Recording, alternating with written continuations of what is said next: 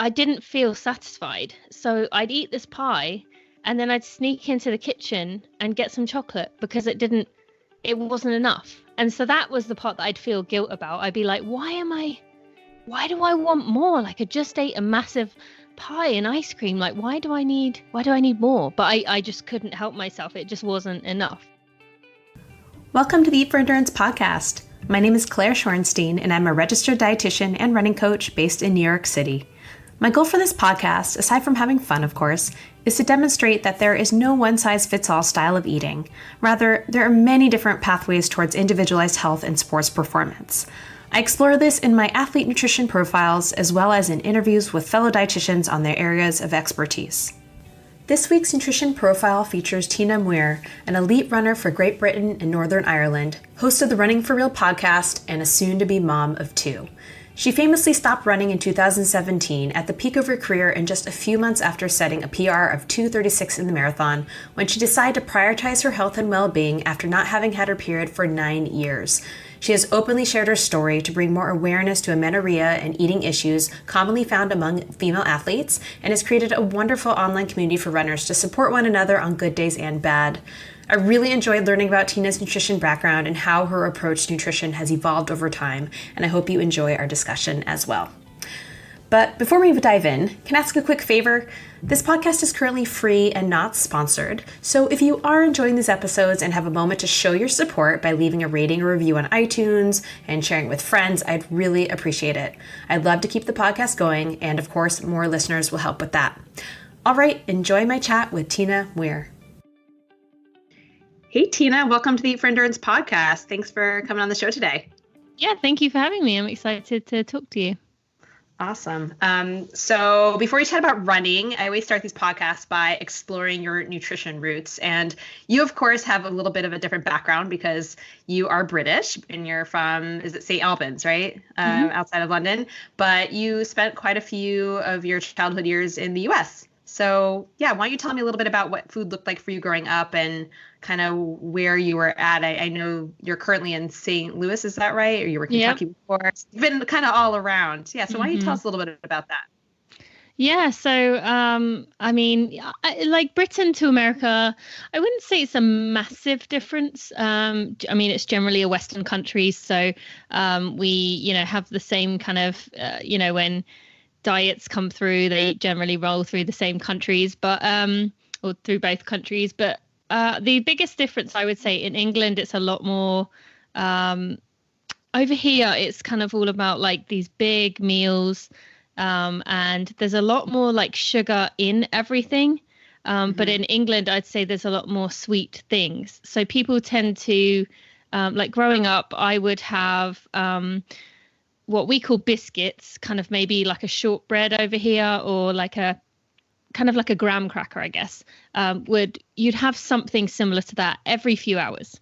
And that was just, people would have it with a cup of tea. I wasn't a tea drinker, but that's what people would have. Whereas over here, I felt like it was a lot more kind of, you go out for these big indulgent ice creams, or you go out, like in England, you might go for a meal and it would be a 3-course meal, and you could have a starter, a main, and a dessert because the meals weren't huge and you could handle that. And also going out to eat over there was a lot more of a rare thing. It was kind of a celebration. Whereas here, my husband and I probably go out to eat once a week. And I feel like we are in the absolute minority with that, because I feel like most people eat out all the time, and all the meals are big. So you either tend to eat half of it and then take it home, or you eat the whole thing, but just the meal rather than the starter and dessert. And so in England, in most places, there is no take home. You eat what you eat there, and that's it. So there were some differences I saw. But for the most part, my dad and sister and my mum to an extent had always kind of ingrained in me that when we go out to eat, it's a special occasion. You make the most of it. You get whatever you want. Especially my dad has always kind of been, he's the kind of person that if he went to a restaurant and there was a burger with onion rings and pulled pork, he would have it. If that sounded good to him, he would have it. My mum had anorexia before she had me. So she would do the same, get what she wanted, but she also was a little bit more careful about her food choices, it just in general life, day-to-day life. But for the most part, yeah, I was kind of happy to grow up in this lifestyle where I didn't really feel like I had to kind of watch things too much. I feel like looking at, I don't know if it's just the times have changed as well, but looking at over here in the US, I feel like things are very different in that there's a lot more talk of diet. There's a lot more like awareness and kind of extremes. Whereas I feel like in England, most people kind of sit in the middle. I mean, there obviously is obesity in England. And I would say in general, people have a bit more of a beer belly in England. It tends to sit around their middle. But whether it's a beer belly or a food belly, I'm not sure. But overall, I would say people are a little bit healthier. So that helped me. But coming over here, you know, I had periods of being over here. And the first year I spent over here as a teenager, I gained a lot of weight. And I think that was just having all this indulgent food all the time, going out to eat all the time. Panda Express orange chicken was definitely a favorite. Now I couldn't imagine. Champion was mine. Yeah. So I kind of bounced around, but still had a lot of my ideals. But within the running world, I definitely, growing up, saw a lot of cases of people not eating very much and being very thin. So that was also there as well. Yeah. And how did your mom having anorexia, and I mean, I'm not sure if your mom cooked or your dad cooked or who cooked in the house, but did that kind of leave an impression on you in any way when you were younger? Because you also were in the US when you were very young, right? Yeah. Well, I also should add, one of my aunts has been anorexic 40 years as well. Still is. My mum is of normal weight. You very much wouldn't know her past unless you spent a lot of time with her.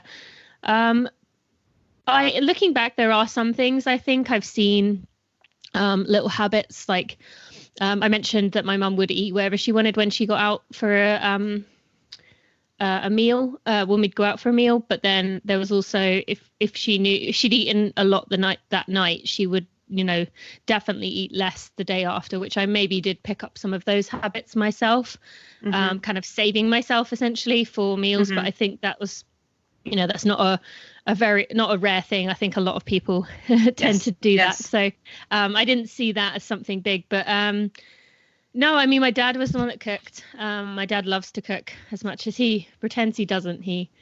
I know he enjoys it. And so I think that helped in a lot of ways because it removed the control from my mum. So she just kind of ate what was put in front of her. My dad is very good at kind of dinner times, making it a well-balanced meal without it being just like plain chicken and vegetables. He definitely makes it balanced, but he makes it taste good as well. So yeah, I think my dad cooking was a big part of keeping the habits healthy. And again, my sister and I both kind of picked up on his habits in a lot of ways, in that we just kind of ate as we wanted, what we wanted, when we wanted. And then as for when I was in America, I was 2 to 5. So I don't really remember too much. But looking back on photos, my dad was pretty slim. So I mean, he must have been able to find a balance somehow, or maybe his metabolism was he was just young enough the way it was still burning pretty fast that he could get away with it. I'm not really sure. Yeah. Now, you were, of course, you know, later on an elite runner for Great Britain and Northern Ireland. You were living in the UK at that point, or where? I'm assuming you were, like, were you in St. Albans, back to St. Albans? Were you in London? Like, where were you at that point? No, I didn't do that. I didn't hit that goal until I was 28. So I'd been here in the US for a long time at that point. Okay. All right. Got it. And let's kind of visit how you got into running a bit. We don't have to go into the whole story about how you started running, but I've kind of read that you weren't really a lover of running, you know, like from the start at least. And I think I heard on another podcast you were like hiding in the bleachers or something like that. Yeah. But how did you grow to love running? Like how did, you know, I don't know if you're involved in other sports, you loved other sports, or, you know, if seeing yourself as a professional runner later in life was just something you never really envisioned. But yeah, how did that kind of happen for you? Yeah, I mean, I wasn't a massive fan of running at the beginning. Yeah, I did. I hid in the toilets during the tryouts. That's kind of the story I tell. But Okay. I think a lot of it probably was more social, that it wasn't cool to like running, particularly in England. I think over here in the US, if you're on the cross country team, you kind of have this group that you like stick with, and you got a friendship group. Whereas in England, there was no running group. There were running training clubs, but for my age, there wasn't really much. So I wonder now how much of it was I didn't even give it a chance because everyone said how uncool it was and how much they hated it. That I just kind of, I was just trying to fit in. But as I've told before, somehow I found myself at the front, and ended up on the cross country team. I don't remember how that happened, but I did. And I also did field hockey, which I really enjoyed. But I learned very early on that I wasn't particularly great at field hockey itself. I just could kind of outrun everyone. And outlast people. I also played tennis. I really enjoyed that. So I did have other sports in my life, but I wouldn't. As not materialistic, but as kind of predictable as it is, being a 14, 15-year-old, the time I started to enjoy it was when I started to do well. As I made my way up, as I climbed up the rankings. Within the national rankings, that's when I kind of started to say that I enjoyed it. A lot of it was that, you like what you're good at. And Sure. So the hockey pointed towards that. And then when I ended up on the cross country team, that was kind of more of that. And then, when you get celebrated within your own school, that brings on more of that. And yeah, I think it just kind of went from there. But I wouldn't have seen myself as a professional runner. However, in England, this over in the US, the schooling system is that most people who are good at running as teenagers go to university. It's an incredibly intense period. Your life is your sport, but then a lot of people kind of get to the end of that and then they're done.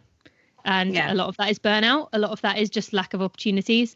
But in England, there's not as much focus on the university level, but people tend to keep going for life. If you make it past that 19 transition period from high school to university and you keep going, you're probably you're going to keep going for life. So I hadn't really considered a life without running in my mind because I had grown up around that environment. So for me, it wasn't so much a conscious decision to, I'm going to become a professional, I'm going to do this, for a living. It was more, well, that's just what you do. Why would you give it up now? So, yeah. Yeah. And I'm actually surprised about the whole uncool running part. I mean, maybe it is really just that age group, because I actually lived in London for 4 years. My husband lived there for 11 years. Is where we met. And that's actually where I got into marathoning and like distance running. And the running culture was just so vibrant there, and there was so many. It has changed a lot. Definitely. Yeah. So I mean, that was more recent, obviously. And of course, that was when I was in my, I guess, late 20s as well. Yeah. But it was just such, everyone run commutes, there's showers in the office. Yeah. Like, it's just such this thing that everyone does, which was pretty awesome. All right. And so as you became more competitive and you were more recognized, as you were saying, did you notice any changes in your eating habits, in your nutrition? Were you thinking about sports nutrition at all? Or were you just kind of continuing to do what you were doing? There was a few major points in my life that kind of stand out to me. One being, I remember driving to the national championships, being a teenager, maybe 16, 17, sitting next to a girl who ended up either winning or being right at the top. And she didn't really eat anything. When I was eating my pre-race meal, she just kind of like picked at things, and you see people like have a bar and they like take tiny little pieces off. Yeah. And I remember thinking like, how does she run like that when she doesn't eat? And I just, to me, it like blew my mind. I just was like, how, like, I kind of almost saw it a bit too simply that kind of almost as if like food was like charging a battery. And like, if she didn't eat, then how are her batteries not like dead? And so I really just couldn't understand that. But, I obviously banked it because I still remember it to this day. She ended up, doing really well for a year or two. And then I don't think she runs now, completely disappeared. Mhm. And then I remember being in college and hearing, this is the story I've told a lot. I overheard one of the coaches telling another girl she needed to lose 10 pounds and thinking, well, she doesn't look that bit, like, I don't understand that. Like, why does she need to lose weight? So then I asked him, should I lose weight? And he said yes. Funny story, I haven't actually told anyone this. I saw him a few months ago in the airport. Oh. For the first time. He actually left at the end of that year. And I saw him a few months ago at the airport. And I did the pleasantries of, hi, how are you, blah, blah, blah. But then afterwards, I was like, God, I wish I said something like, do you realize what you did to my life? But I didn't. I was man. chicken. Although in the grand scheme of things happen for a reason. But it was funny seeing him in the airport being like, oh. But yeah, and then he said, yeah, I can lose a few pounds. That definitely sent me down a trajectory where I thought I needed to lose weight to be better. It wasn't at that time aesthetic. Looking back at photos, I was definitely, I wasn't overweight in any way, but I was a little bit puffy. I think it was more kind of, and I don't mean puffy as in like chubby. I mean, just kind of, I'd been drinking a lot the year before. Like I said, I've been eating Panda Express. I think it was more just kind of like a bloating of all the salt and all the alcohol in my body. So I don't think it was anything that, but I didn't see anything wrong with the way I looked. Although I I'd overheard someone saying he thought I was too big to run fast. And that had kind of stayed in my mind. So I had all these little things that kind of added up, but that coach saying that was the kind of kicker that made me do it for performance and think I need to get faster.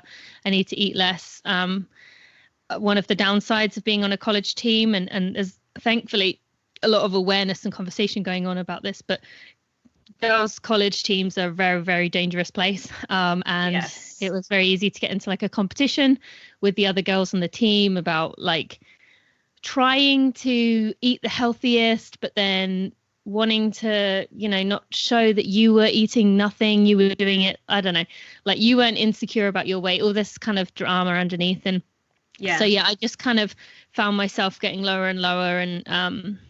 And then once I moved into the elite world, it was very much just a comparison game. Then I did start looking around me and seeing other women who were a lot thinner than I was, although looking back now, they weren't that much thinner than me. But time they seemed to have these six packs and these just toned lean bodies, and I thought I didn't have that. So then it became a conscious decision more for aesthetics than I would say performance. No, it's so hard, and whether you're overhearing something that someone says about you, whether someone's saying it directly to your face about it, it's I mean, those aren't little things. I mean, those are deeply influential things for you, as you expressed. So, and thankfully we're seeing change around that now, with people speaking up about, with Mary Kane and all that kind of stuff coming out about how coaches are handling, especially young, impressionable female athletes. So, it's an important thing to talk about. Yeah, of course. One more thing with that. That's why I spend so much of my time I think it's one thing for people in the media, people like myself, people who are, maybe bigger influencers to say something. But as you said, those aren't little things. And I think so much of what I'm trying to do is to make every woman, every man realize that we all have young girls in particular, and young boys, but young girls in our lives that are influenced by us. And like you said, it could be you overhearing, it could be you walking through Target, a little girl, your daughter, your niece, a friend, family friend, walking through Target, hearing two women who she sees as perfect Barbie dolls saying, my butt looks big, or whatever it may be. And that makes an impression. So like, I'm sure your audience already knows this, but I want to get across the message that it's not just the people in the media. It's not just the spotlight people. It's we all need to change the way that we talk about ourselves in front of any child, because you never know who's listening. So Absolutely. And it's not just athletes. It's any person. And I'm sure you are, extra aware raising a young daughter, young girl. And I will be raising two young girls. And I think I think it's safe to say that most women have some degree of disordered eating. It's so normalized at this point. Like I don't think anyone has a simple relationship with food. I mean, maybe some people, it's very cut and dry. I have the occasional client where it's just like, just tell me what to eat, I'll eat it, like it's no big deal, but most people have these like very complex history with food, and yeah, a lot, and also a history of family members, friends, loved ones, whoever, ex-boyfriends, husbands, wives, like commenting on their bodies, and so yes, when you are an athlete and it has to do with performance, there's that aspect, but it doesn't mean, like, just because you're not an athlete doesn't mean you're immune to all this stuff. Like, it's happening within everybody. Exactly. And so I know for me, like, I remember, reading through 17 magazine. I don't know if you ever read that growing up in the States, but I remember reading 17 magazine, and it was an article about eating disorders, and basically being like, don't do this. And I was like, ooh, that's a good idea. I should do that. Like I should try not eating until, like, how I almost would have a competition with myself. This was in high school. And I was like on cross country or whatever, but I wasn't very competitive. I was just kind of running for fun. But I'd be like, ooh, I wonder how long I can go without eating today. And like by 1 p.m., I'm like, cool, I made it to 1 p.m. And it's like, it's just like, what is, I literally got that from an article telling me not to be anorexic and bulimic, and someone commenting on something, or it's just nuts. And as you say, like, whether it's a school team, or, especially those highly competitive collegiate teams, like, yeah, those are tough places. And thankfully, I think, again, things are starting to change. I think it's more common for teams to have like a dietitian on hand to help. Yep. At least from what I've, when I'm doing these athlete nutrition profiles and kind of people in our age group, it seems back then it was a little less common to have that. So hopefully that's kind of helping as well. But yeah, I 100% agree with what you said. So I'm glad you said that. Okay. So you graduated from college, that period in your 20s, you said you kind of turned pro, and it was in your like late 20s. It was that you started your professional career. Like, so what was going on in that time then, before you started running professionally? Yeah. I mean, as I said, like, running professionally, there's no, like, in the running world, it's really confusing because there isn't, there's no like triathlon where you get your pro card, and sure.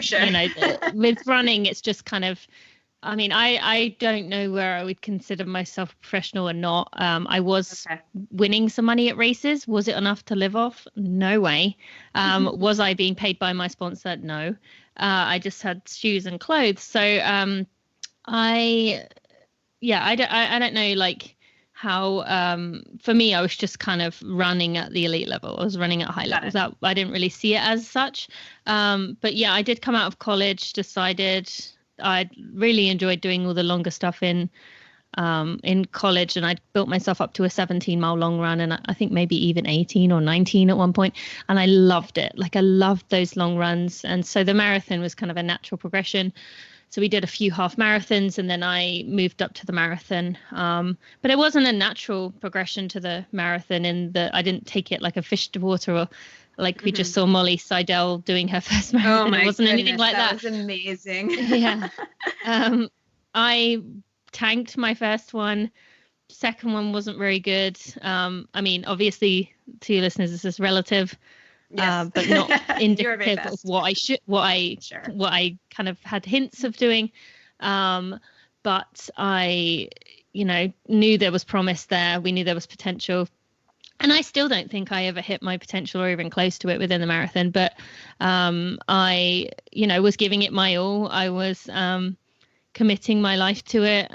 My husband had a job that thankfully was allowed him to help me as much as he could to be my coach, but also to be there for me for key workouts and things like that. So yeah, I was very fortunate with that aspect. And then with the nutrition thing, as I kind of moved towards where I wanted to be, that very top level, I started getting curious about my lack of period at that point. Yes. And making changes within my nutrition, because I'd read, you're not eating enough fats. So I tried to eat more fats, but then eating more fats led me down I'm going to eat more fats and protein. And then that kind of pushed the carbs out.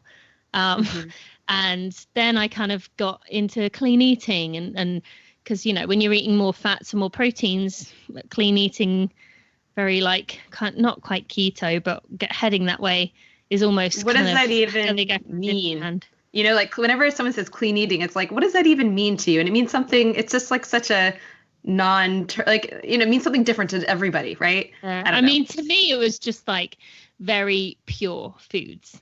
I was eating I'd cook my sweet potatoes in oil and butter or whatever, but I would ask for my salad dressing on the side, or I would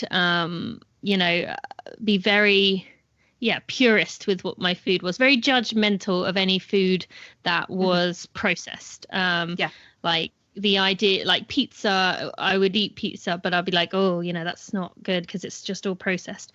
So for me, that's kind of where it ended up going. But yeah, I understand what you're saying. It is a bit of a, I don't know, it's just a word thrown around in the health food industry. But yeah, for me, it was kind of an obsession getting towards orthorexia, an obsession with healthy eating. Although that being said, as I'm sure you're asking in a minute, I still, sugar wise, I would get to the evening and I just could not stop myself.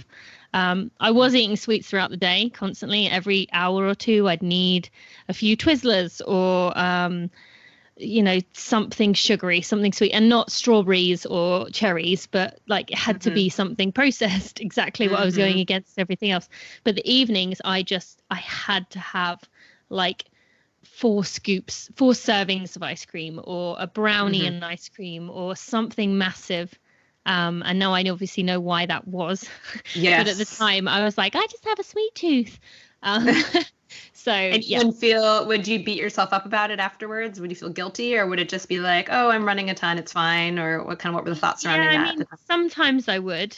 But for the most part, I knew deep down that I'd eaten little enough and it wasn't that I was barely eating. I was eating what I would consider a normal amount of food for a normal person, just not not for what I was doing. Yeah, you're running 90 miles a week, you said it. At kind of I was eating more than, exactly. I was eating more than, if you put me next to a friend who didn't run, I was eating way more than they were. But I was also, like you said, running an average of 12 miles a day. So the sweets, I did feel like I'd earned them. However, the thing I felt a lot of guilt about is sometimes I would eat this massive, I don't know, sometimes let's say I would eat a slice of pie with ice cream, very calorically dense, very sugary. But I didn't feel satisfied. So I'd eat this pie and then I'd sneak into the kitchen and get some chocolate because it wasn't enough. And so that was the part that I'd feel guilt about. I'd be like, why do I want more? Like I just ate a massive pie and ice cream. Like, why do I need more? But I just couldn't help myself. It just wasn't enough. Or I'd had a cupcake, one of those big cupcakes with loads of frosting. But then I'd sneak into the kitchen and grab another scoop of frosting, just a scoop of frosting, nothing else. But so that was more of what I felt guilt over. But the desserts themselves, no, I kind of felt like that was my reward. Yeah. And when you say sneak into the kitchen, was that sneaking past your husband? Was that what was that? What was the sneaking? Were you hiding it from somebody? Yeah, I would say I was probably hiding it. I mean, if he caught me, I wouldn't be terrified, but I was kind of embarrassed that it wasn't, he would just laugh if he caught me doing it. It wasn't like I was hiding in a corner, but he probably knew what I was doing. I'd get up and go into the kitchen afterwards. And I wouldn't try and hide it or get defensive if he saw me, but I still definitely felt embarrassed about it. Yeah. And I mean, you said, why now? Well, yeah, as you've spoken about before, your body just wasn't getting enough, and that's how it manifested, right? Which is very common. Now, your husband as your coach, was he kind of your coach this entire time? And did that influence your food decisions at all? Like, what's that dynamic like? Yeah. He's been my coach since I was like 20. And I was that entire time. But unfortunately, he's one of those like food is fuel people. Like I could spend 4 hours making a really nice meal and he'll be like, yes, good. And then I could, throw together something in 5 minutes. Yes, good. Like he's just food is fuel. Sure. So for him, he's never really understood my relationship with food, because for him, he just didn't get it. He just thought, well, it's not about emotions. It's your food. So he very much like he eats what he wants. Like, if he loves chocolate chip cookies, if I make chocolate chip cookies, he will eat half the batch within a night, but he doesn't care.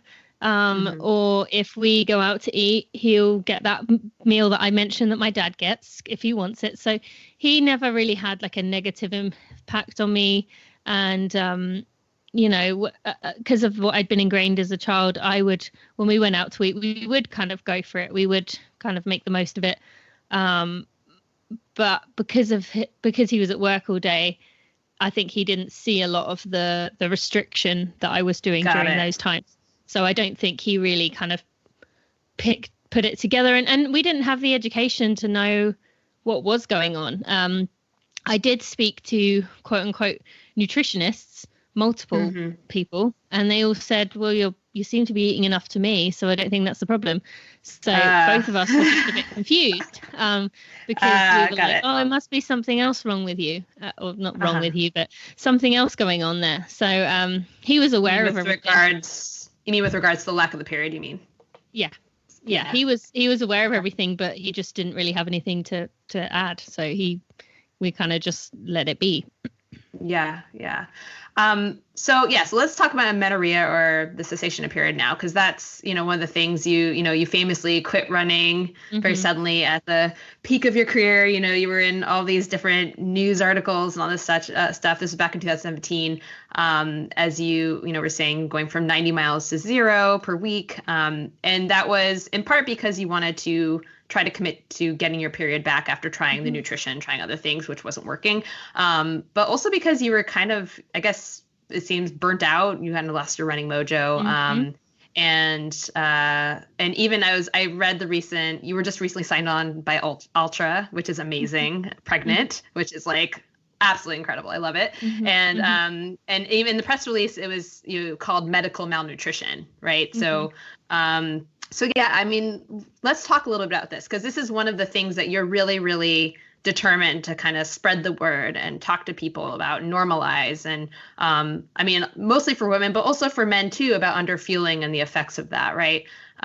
So we talked already a little bit about how you feel like you got there, a little bit about what you tried. So I mean, let's just talk a little bit about that, how it plays into, for instance, how I think at the time you had said like you were scared to share it because it was so tied to eating disorders. And at that time you really didn't feel like you had one. And of course, here you are eating pie and ice cream and all this stuff. So how could you possibly have an eating disorder? But those are just, again, manifestations of your restriction.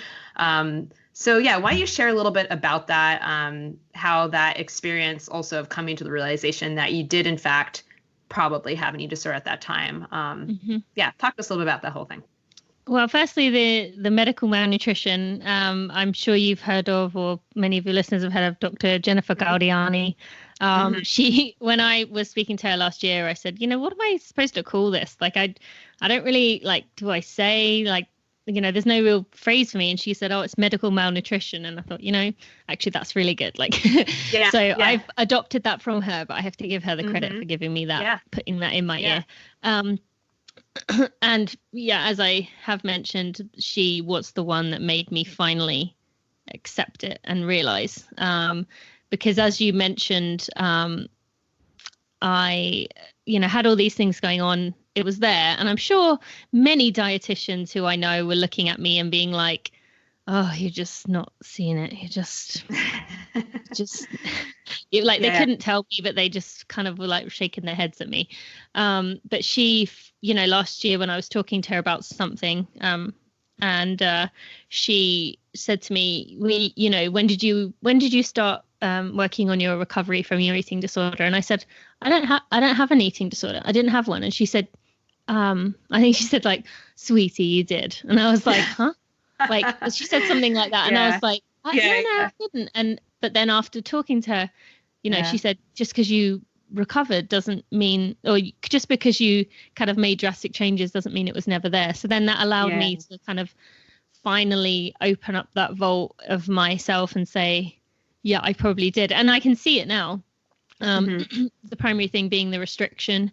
As I mentioned, like if I knew I was going out to eat, I'd be like, okay, well, you're going to eat an apple, some sweet potatoes, some roasted sweet potatoes, some hummus, and carrots for lunch. And, okay, all right, I'm hungry again. It's an hour later.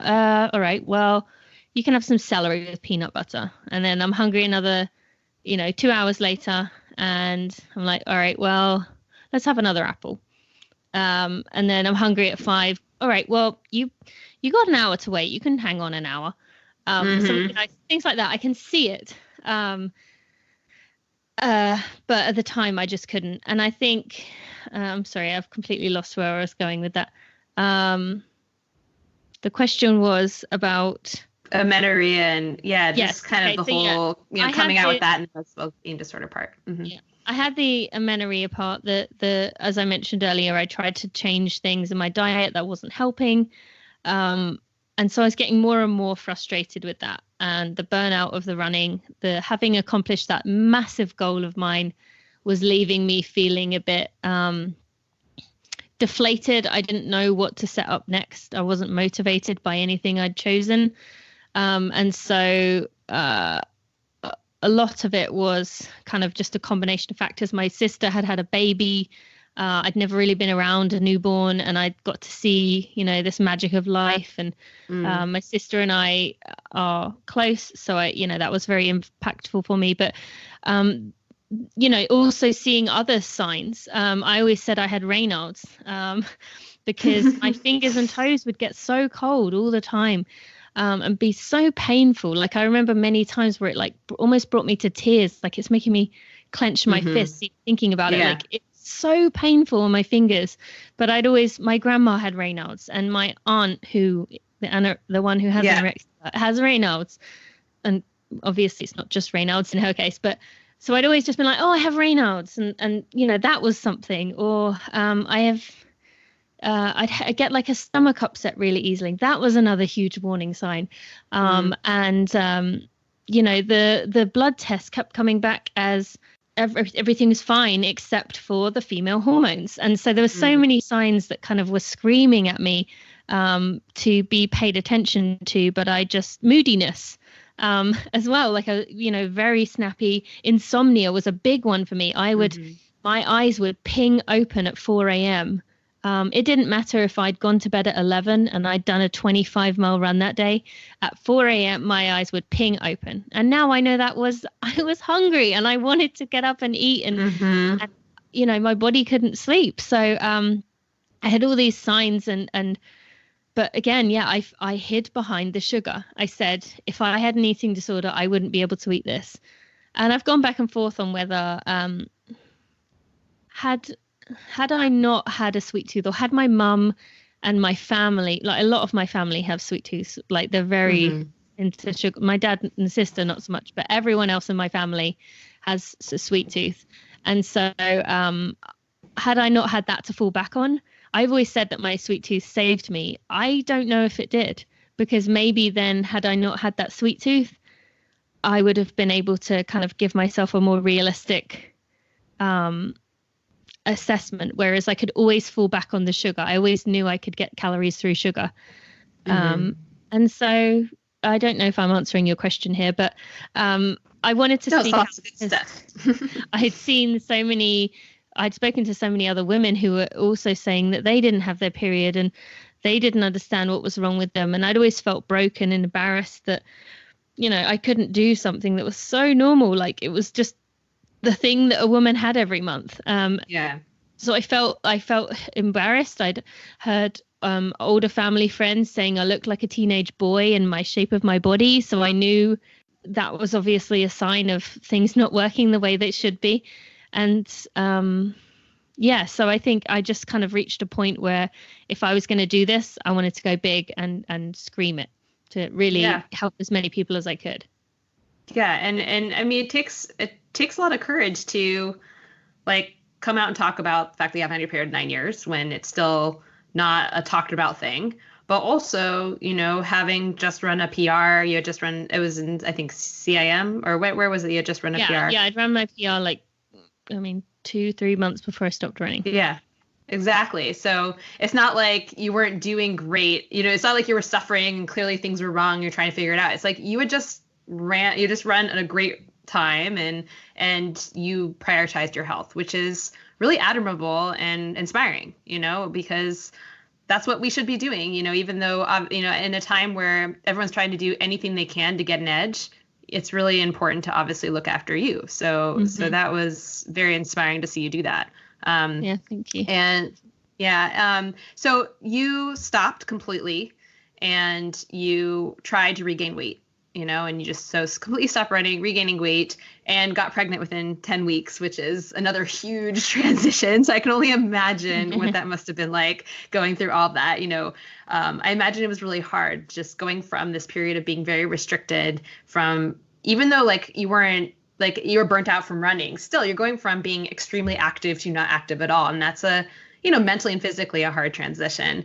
And you're eating all these things that you were previously restricting. What was that like for you? And I think you were working with a dietitian at this time too, as well, on intuitive eating. Is that correct? Yeah. Or was later? Yeah. Okay. Yeah, it was probably about halfway through. Okay. Yeah, I hate saying this because I remember when I did come out saying I was pregnant, seeing some not aggressive comments towards me, but like kind of a bit like, oh, well, of course it happened for you, like that kind of comments of, and I understand that part of that is, my family must be very fertile. My sister and I both got pregnant the first month we tried. My grandma had 10 children. So, I do have genetics on my side there.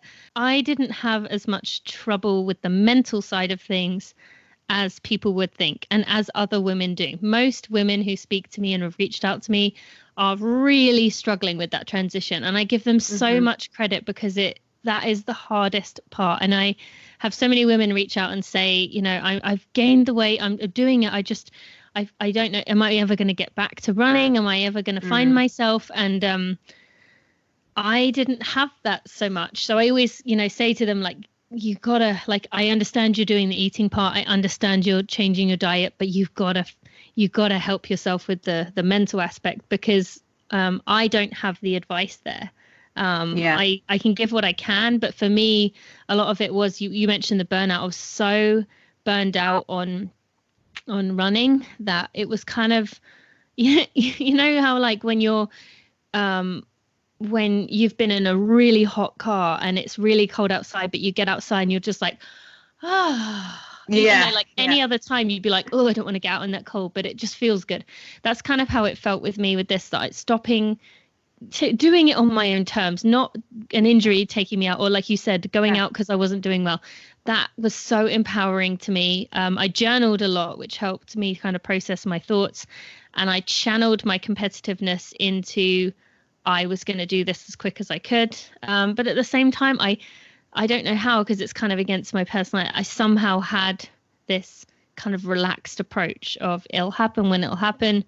I'm learning who I am. I'm finding myself. So I kind of had a peace with it. And so, as much as it really frustrates people for me to say it, I really didn't actually struggle too much with the transition. It was, and then when I got pregnant, I had a whole new thing. It was not about me anymore. It was, I knew I had a child growing and I was going to give them the best chance that I could. And then when I found out it was a girl, I think that's when the change happened for me, because I thought, wow, like whatever, like I'd done the kind of self-reflection, and whatever insecurities I had within myself, whatever like things that I wasn't saying, that were still inside of me, I was going to show her. Like I knew it. From my experiences with those various people over the years, I know how much something can make a difference. And so I knew I had to figure out my own head, or I was going to make her grow up with the same insecurities that I had. So that was where the biggest transition came for me. And then, finally, I was working with Nancy Clark. Oh, wonderful. Yeah, so kind of got the best of the best there. Yeah, you did. She thankfully reached out to me and said, I'd love to help you. And she kind of really made the eating side of it, the kind of understanding that I had been refueling, finally getting me to accept that it was my eating that was causing the problem here, and just kind of making me see food differently. Like the thing Nancy says over and over again is be curious. And I've taken that approach not just to my eating, but also to other areas of my life. And I can't thank Nancy enough. So, yeah. Oh, that's wonderful. Yeah, no, Nancy's great. I met her I think it was when I was in grad school. It was like ages ago. She was speaking at, I think it was like a triathlon expo or conference or something. And I was like manning a stand for some place I was volunteering for. But I just remember it was like at the height of like as keto was popping up and all the stuff. And she was talking about the importance of eating carbs. And like, it was just funny seeing some of the people in the audience react to that. But so true. I just want to add one thing about her. Yes. She, one thing that kind of sums up her approach is, I remember saying to her at one point, like, when she'd made me kind of change the volume of where my calories were coming from, so they were coming like earlier in the day, she made me do the like buckets thing where you eat a certain amount within a 4-hour window. And then, I'd say to her, like, Nancy, I'm getting to the evening and I can't eat my sweets. Like, I love my sweets, but like, I'm not hungry anymore. And firstly, like seeing that as a negative is kind of comical. But yeah. Secondly, I was like, but what do I do about my sweets? And she's like, then eat it for one of your daytime buckets. And I was like, so what? Like, have ice cream at 2 p.m.? And she was like, exactly. Get your 600 calories of ice cream if that's what you want, and have it at 2 p.m. And I was just like, my mind was just like, because, I was like, oh, I'd never thought about having like sweets earlier in the day, like a big thing. So it just, she just kind of flipped everything. So, yeah. Yeah. And that's a big one. And I work with that with my clients all the time. It's like identifying what those food rules are, whether you're subconscious of them or not. And you don't have to, you can have ice cream on a Monday afternoon if that's what you want. It doesn't have to be Friday evening or Saturday evening or whatever it is, the end of the day, which most of the time people are so scared to have a sweet early in the week or early in the day because who knows what's around the corner later, and then I might eat both. That's usually like the fear, right? Yep. But yeah, no, absolutely. That's a really big one.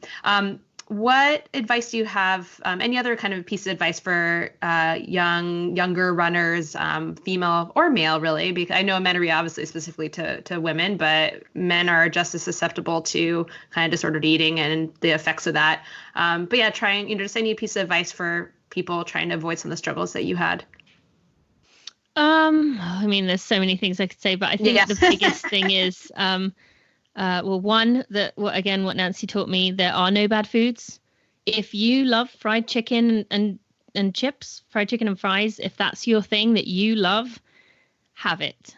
And just because you have it doesn't mean that you're going to, like, I think a fear is that if you let yourself have those things, if you let yourself eat more, you're not going to be able to stop. And I was so worried. I kept saying to Nancy, like, what if I can't stop eating, and then I end up like obese, and I and then I'm out of control, and she, say, you never get there, and you don't. Like, your body reaches a point when it's had enough and it feels safe.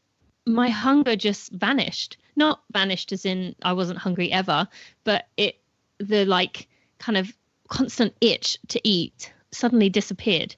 So it will calm down when you finally reached a point. And so many women reach out to me when they're just at the edge of like giving up. They're like, I've tried so hard, I've gained this weight, I've eaten more, I've done all this, and they're right on the edge. They're so close. But the biggest thing is you have to let go of, I just need to get to 120 pounds and then it will happen. Or if I can get to this amount of calories a day, then it will happen. But the biggest thing from all the thousands of women I've heard from and seen, it's when you finally let go and say, F it, whatever it takes, I'm doing it. When you finally reach that point where you're like, I don't care, like I'm doing this, I'm committed, I'll do what it takes.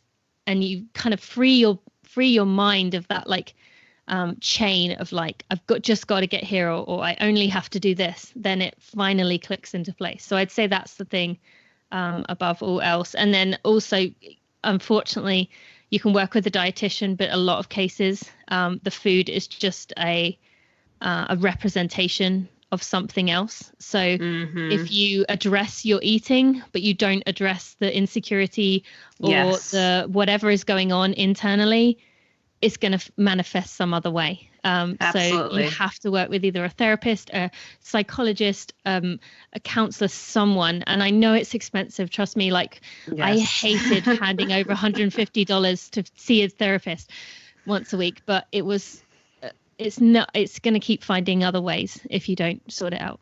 Yeah. Yes. No, thank you for that. I couldn't agree more. I know we're on a clock, so I have a few more questions for you and I'll let you go. The Running for Real community, obviously you have this amazing podcast with over 2.5 million downloads, and it started out as a blog. Is that right? Back when you were running, or did it always start as a podcast? Like what inspired you to kind of create this community that you created? Well, you'll get this. My original blog name in like 2012, maybe even 2010, was Insatiable Sweet Tooth. How was that? So it originally was my website where I would put my creations, if you want to call them that, of like, I'll make a chocolate chip cookie into a Oreo chocolate chip cookie with pieces of frosting and sprinkles and brownies and la la la la. Like, I thought I was being like cool, but really it was just my body be like, give me some calories. But then, the podcast, the community, Running for Real, I actually founded when I was going through my transition, which may again be part of why I was able to handle it. Somehow focusing on others, creating this place for others, gave me some kind of purpose that allowed me to get through it. And maybe that's why I handled it so easily. But I founded Running for Real in 2017. It was podcast straight away. I had plenty of blog articles by that point for runners.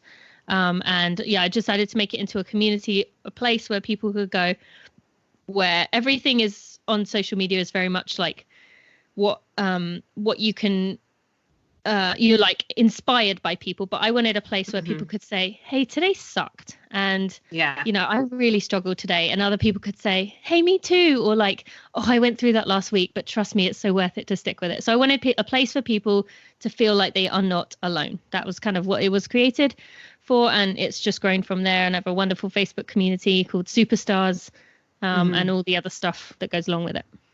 Awesome. Yeah, no, I love your podcast as well. I've been listening. I just listened recently to the one with Kara Goucher and Lauren Fleshman. And I mean, there are just so many great ones on there. And you actually have a whole nutrition series with actually some of the people, Heather Kaplan, like she's been on my show, and some other nutrition experts. But tell us a bit about that series.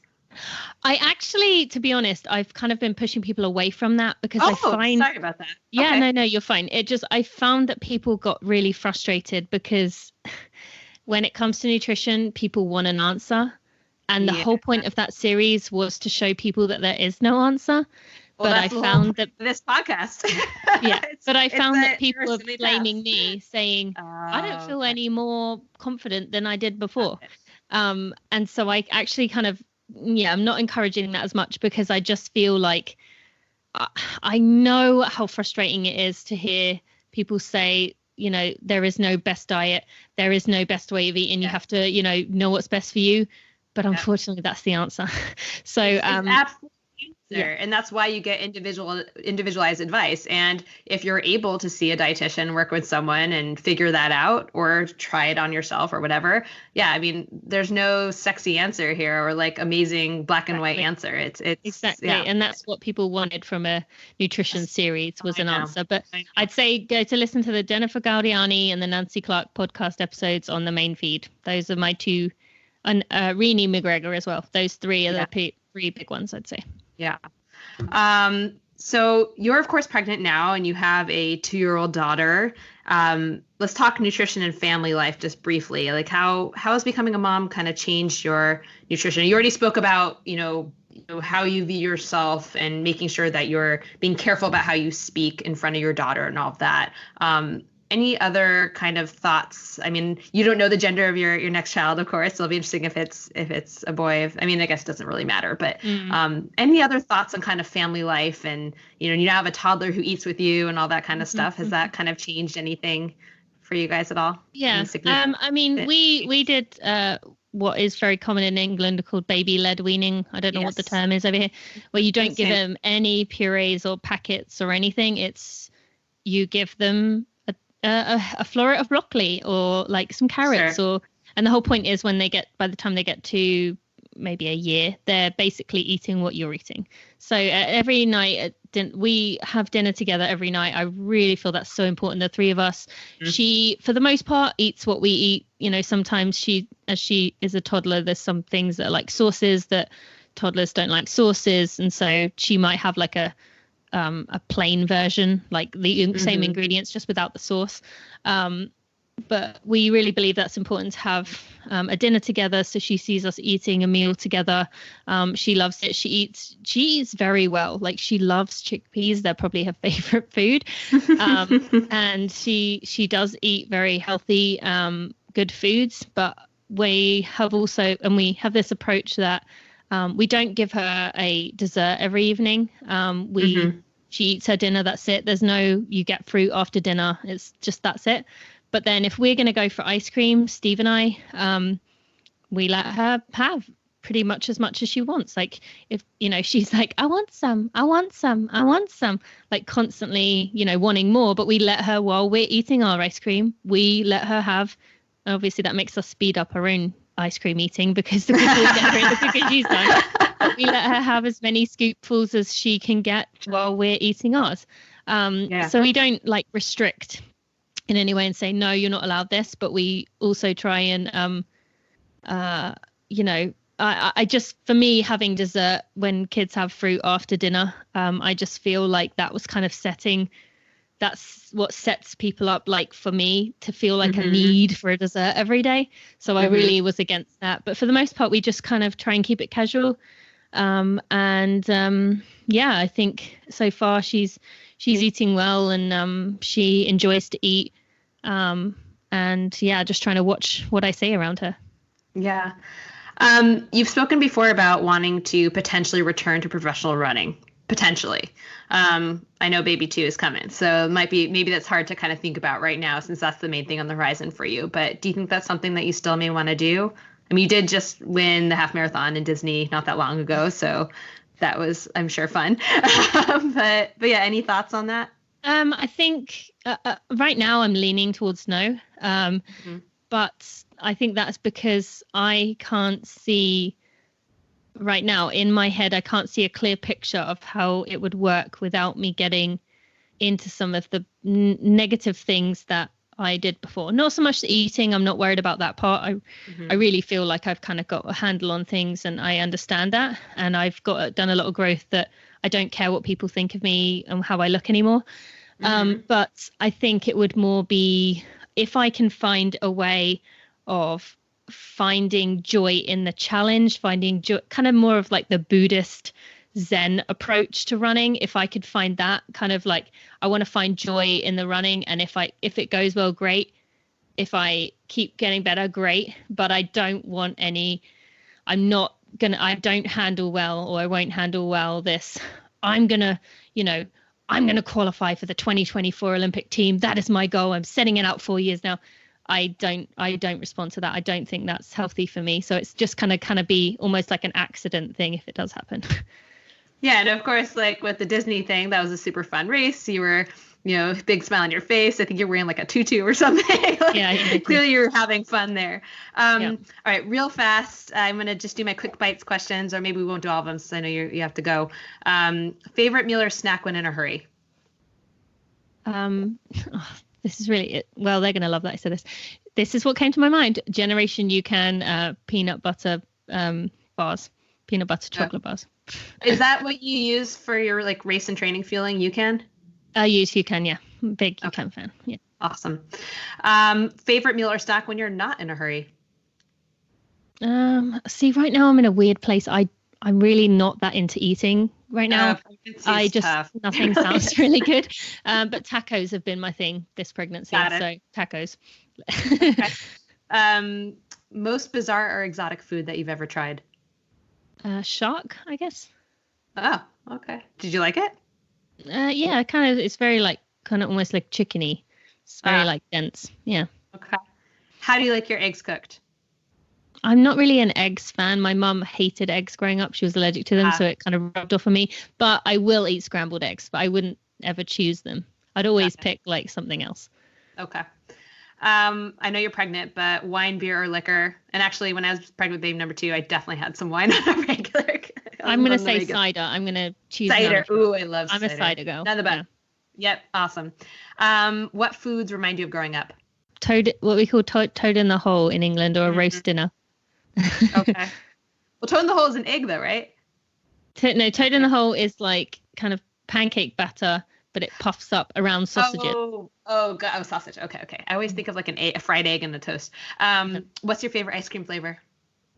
Cake batter. Although it's starting to change now. I really think the cake batter was, again, a lot of that like obsessive sugar thing. I mean, again, in pregnancy, I'm into like vanilla or mint choc chip, like more plain things. And last but not least, top 3 items of gear that are most essential to your active lifestyle. Well, I say Generation UCAN again.